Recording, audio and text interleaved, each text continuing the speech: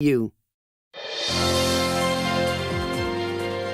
Hi, everybody. I'm Crystal Haynes. Tonight on Greater Boston, Harvard's top governing board is supporting President Claudine Gay after her controversial testimony to Congress. We'll discuss the decision, why it took so long, and what the consequences will be. Plus, a breakthrough treatment for sickle cell disease centered right here in Massachusetts. Why this could change the way we look at the blood disorder.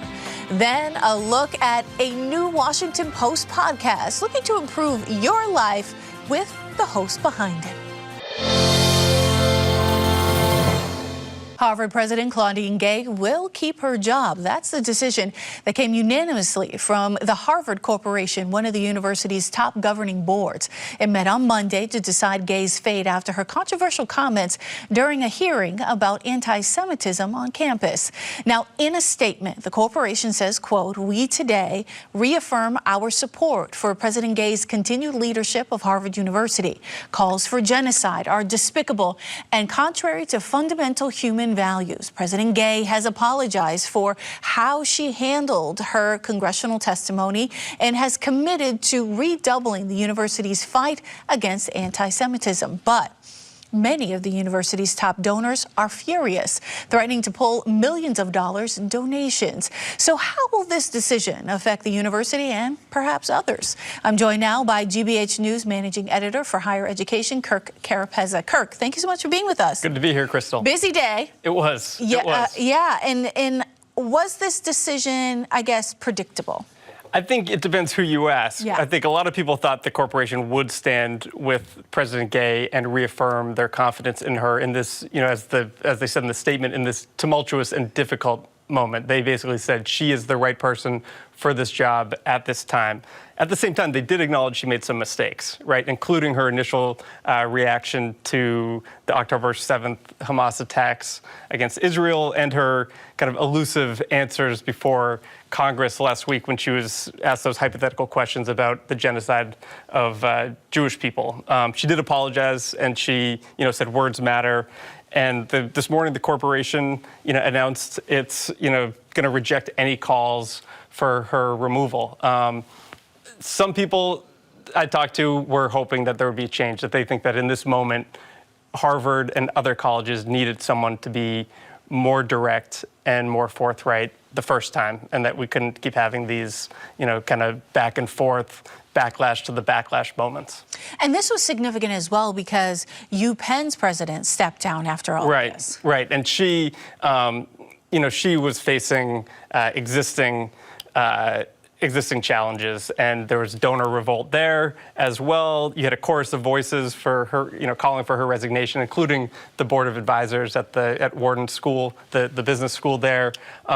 I also think her video message, she apologized after the fact, and I don't think that helped her. It looked like she was kind of reading from a teleprompter at that moment, and it wasn't necessarily coming from the heart. And I think that's the overarching takeaway this semester, is that, whether it's the hearing or the initial comments and statements, was that people are, in this moment, people want moral clarity, and they want the leaders to be direct and to the point. And we didn't hear that this semester. Now, before all that, right after the congressional testimony, we talked about how schools across the country are struggling with what to say and what to do in this moment. Right. And I mean, I talked to a lot of college leaders about the hearings last week, and, some were devastated, right? I mean, many people see what happened last week on Capitol Hill as a farce, right? That this was just political theater. But I spoke with Lynn Pasquarella. She's the former president of Mount Holyoke College here in Massachusetts, and now she's the head of the Association of Colleges and Universities. And she told me, it may be theater, but it's theater that we need to pay serious attention to, right? Because this moment is being used, according to these higher ed leaders, they think that this moment is being used as a way to kind of attack higher education and kind of dismantle it from its perch. And if you listen to that hearing, if you watch the full 5 hours, I mean, they weren't just talking about anti-Semitism, right? A lot of other things came up, DEI efforts, and this week, before the corporation made its decision, more than 700 faculty members signed this petition calling on the corporation to resist these calls to oust President Gay. And, I spoke with one of the professors this morning, and she basically said she was delighted that the corporation stood firm and independent and that the university is still autonomous. What role do you think the fact that this is, Claudine Gay is brand new in this role. Right. She also is a historic figure for Harvard. What do you think that those factors sort of played in her favor? Oh, yes. I mean, in her favor and against her favor. I mean, if you're online, some of the vitriol against her and some of the claims are pretty outlandish. But I think context here does matter. I mean, she took over in July, right, in the days and weeks right after the Supreme Court ruled against race-conscious admissions at Harvard and many other colleges. She's the second woman to lead the university. She's, the daughter of Haitian immigrants. She's the first black person to lead Harvard. And, she took over at this tumultuous time. And it's been a trying and long semester, right? I mean, she's kind of learning by fire here, right? I mean, Larry Summers, Larry Bacow, I don't think any of these, Drew Faust, I don't think any of the former Harvard presidents faced a controversy quite like this. But yeah, I think that's, her race and gender. And even watching the hearing last week, you had 3 women there speaking. It was a moment, right? I mean, they're still underrepresented among higher education leadership, but you had 3 women. The issue when you talk to some people is that they were all new to their role, right? So they were listening to their advisors and listening to, PR professionals and lawyers. And I think that's why some of their answers came off sounding so elusive and, legalese, where one observer told me if Larry Bacow had been up there, he was the son of Holocaust survivors, longtime college president. He was at Tufts, then he was on the corporation, and then he was the president at Harvard, that his answer might have been different, that he might have come out more, and unequivocally said, yes, calling for the genocide of any people violates our code of conduct. And maybe this, this issue would have not gone away, but the fire would have been tampered a bit. One of the other things, and, Charlotte the Young and others have written about, one of the things that folks were talking about is if you start letting donors call the shots. Right. And in this case, in UPenn, $100 million was mentioned as part of being at stake there. Who knows, millions of dollars of funding from donors here in Harvard. If you start letting the donors, call the shots, it becomes a really dangerous situation. Yeah, it does. I mean, and it's at the same time, you need a poetry department, right? You need to keep the lights on, right? You need a poetry department. You need a philosophy department, right? I don't think the poetry department at Harvard's bringing in all the tuition dollars, right? So these schools are reliant on donors, but it becomes a tricky situation when they're trying to defend, free speech, but also leave this, leave space safe enough. People have always said, higher education should make you, should allow you to be uncomfortable, right? Speech, you should be uncomfortable. Yeah, but money talks, and I think we saw it at Penn, right? But for now, MIT and Harvard have resisted this. Dr. Sally Kornbluth at MIT also got the backing of the governing board there last week.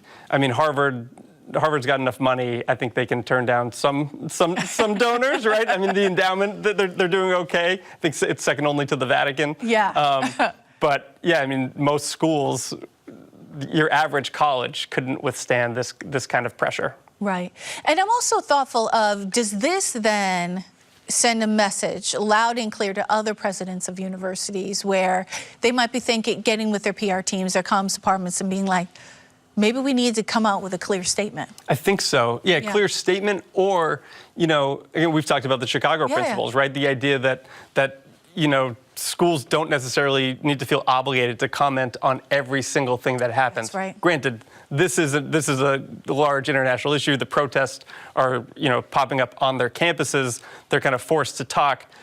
But I think we might, I talked to some PR professionals. They say only talk if it aligns with your mission, if it affects your mission, right? Or if you feel compelled to speak. The idea of just continuing to issue these statements, no matter what the story is, whether it's, the October 7th attack or the murder of George Floyd or Black Lives Matter, this idea of just issuing a boilerplate statement, they kind of lose their oomph, right? And then you're just criticized for not being fast enough, not being forceful enough. But if you as an individual feel compelled to speak, go for it. Speak your mind. And I think if the college presidents had done that, in this case, they might not have found themselves in such hot water. And I know, I've heard other university presidents, I think it was the Wesleyan president that said... Michael Roth, a huge advocate of free speech. Yeah, and he said the president of any university shouldn't matter. It's about the campus and the people and the faculty. Right.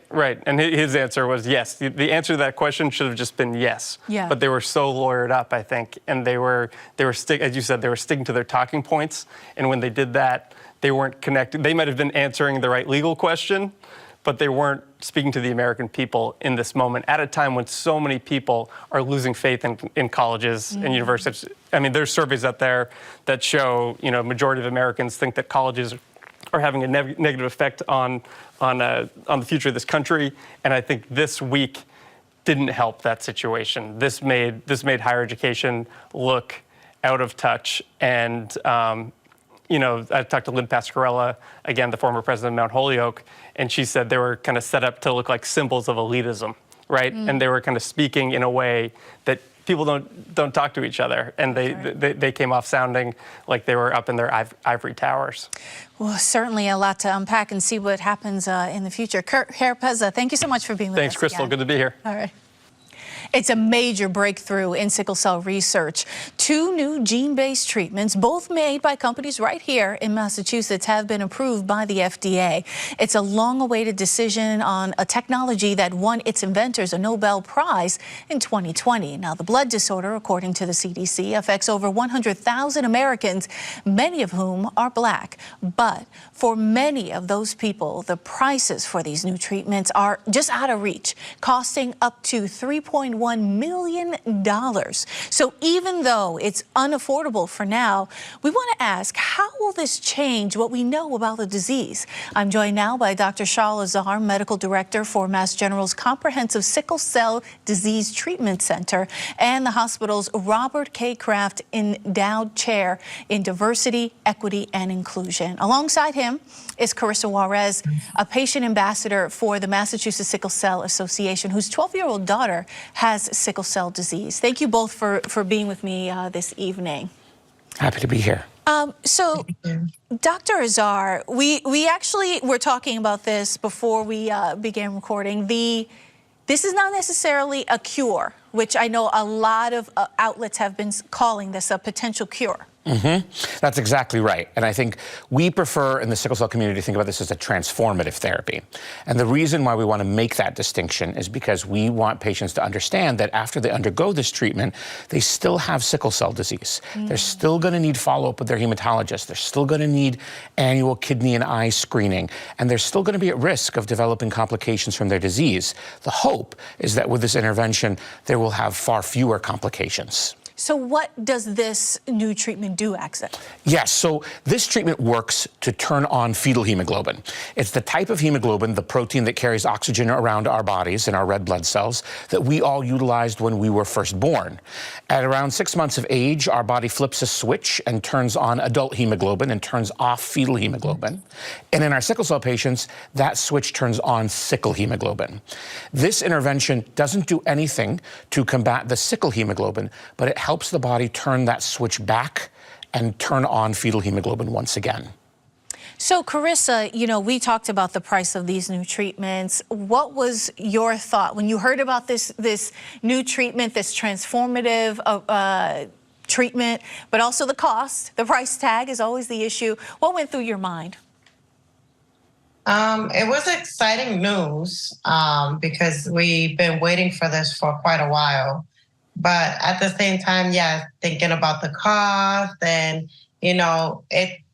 from what I hear, it's not like the easiest procedure either to go through. The side effects, it's just a lot, and it's a lot to take in. It is very exciting, though, to hear that this is finally approved.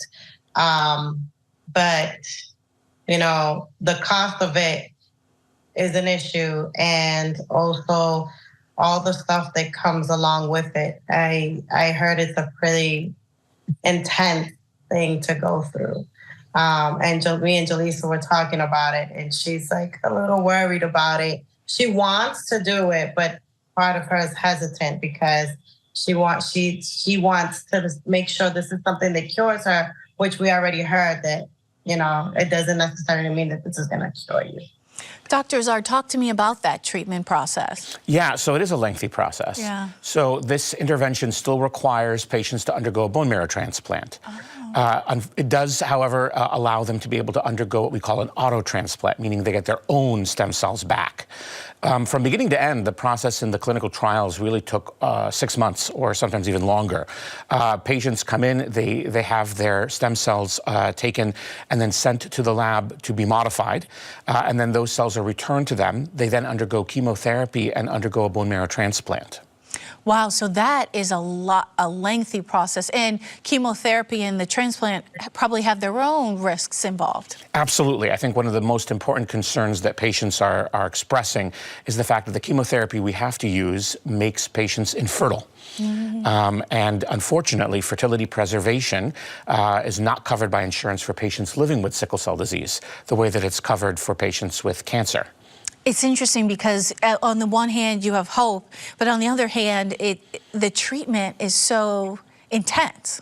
Absolutely. I mean, we are very hopeful, and I think one of the things that we're most excited about is that this has really kicked open the door in terms of placing society's attention on a disease that's been largely ignored, and we hope that we'll be able to fine-tune this and create newer and better ways to be able to do this in the coming years. Carissa, talk to me a little bit about, you and your daughter, having to go through the process outside of this hope of a treatment where, getting bone marrow, getting blood transfusions and pain management and things like that. Yeah, it's been, so Jaleesa gets exchanged blood transfusions every 3 to 4 weeks. So we're in the hospital all the time for that. It's not easy to do this every 3 to 4 weeks. When she goes in, she has a double port. They have to insert 2 very large needles into her chest, where they're, basically taking out her blood and exchanging it with another person's blood, a donor's blood. And then just being on so many different pain medicines. And sometimes the pain medicines, because she's been on it for so long, they just don't work for her. So we have to try a different type of thing to get through the pain. It's been hard. It's a lot of back and forth, and it hits us emotionally, mentally, financially. Having to stop, not being able to work, to take her back and forth into the hospital, her staying in the hospital. It's a lot, and then I have other children, so it takes away time from the other kids too.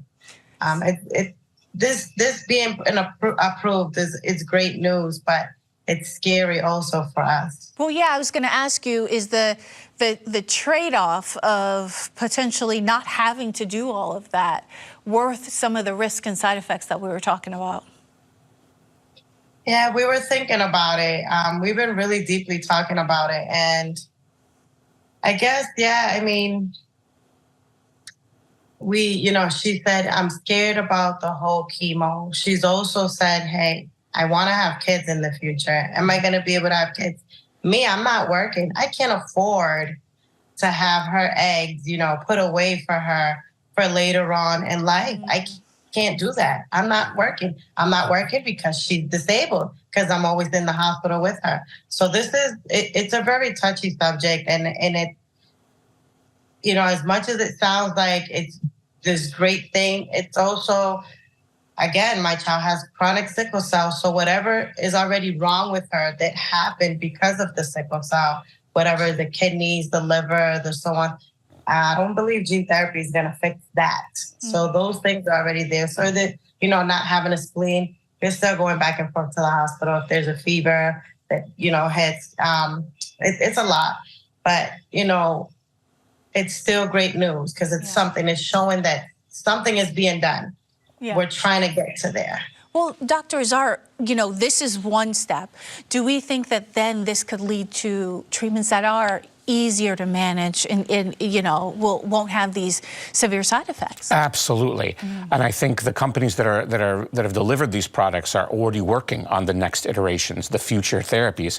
The dream would be gene therapy in a pill, to be able to have our patients take an oral medication, not have to worry about undergoing the bone marrow transplant part of all of this. I think that's coming, and I think it will come in the next few years. Do you think the will is there in the funding to continue this trajectory? I do. I mean, I think from a research standpoint, I think this has done amazing things for us, because it has allowed medical research to be able to recognize what an important and what a ripe environment sickle cell disease is for development of new treatments.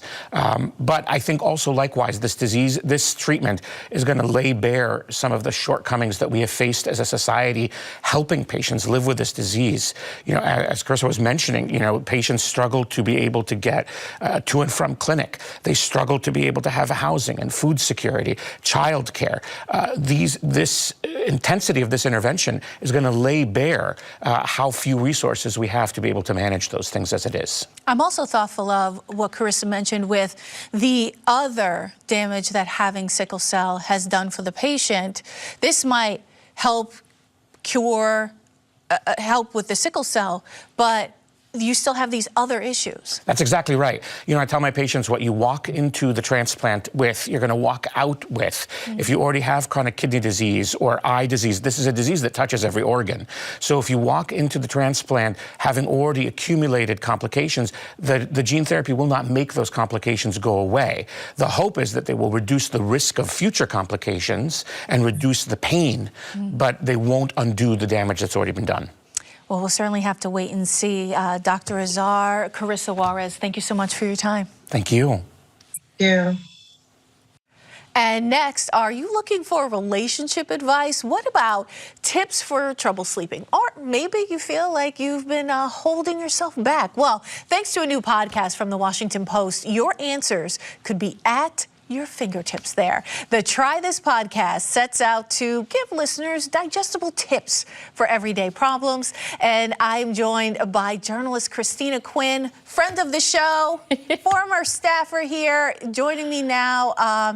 And of course, a very familiar face. Talk to me about this podcast. Yes, absolutely. So, I mean, you sort of summed it up perfectly. With the whole idea is that, well, basically, there's just a lot of noise out there, right? Yeah. And there's just so much, just like information being just sort of like thrown at us all the time, and like, wellness stuff and like how to do this and how to do that. And really the goal of this podcast is to just cut through the noise and get to just like the science-backed, research-backed stuff that can really help people sort of live their, live at their best selves. But, in snackable, like little episodes. So our episodes range between like 8 and 13 minutes long. So you can really sort of walk away from each episode, we call them each class, with an actual like toolkit to just like, oh, I can actually I can use these tips and put them into action right away, tonight, tomorrow, or whatever. And it feels like it's just like, it's low stakes, low pressure, but you feel sort of, emboldened. And so that's the goal of Try This. And actually with our sleep one, our sleep expert, Lisa Strauss, is based right here in Boston. Oh, wow. And so she's amazing. She's an amazing sleep therapist. And she writes a great column for the Washington Post about sleep habits. And she really strikes the right tone in terms of cutting through the noise and giving you the advice that you need. And she's just been a really great source for the show. Well, let me ask you, what do you find are the #1 questions that people want answered?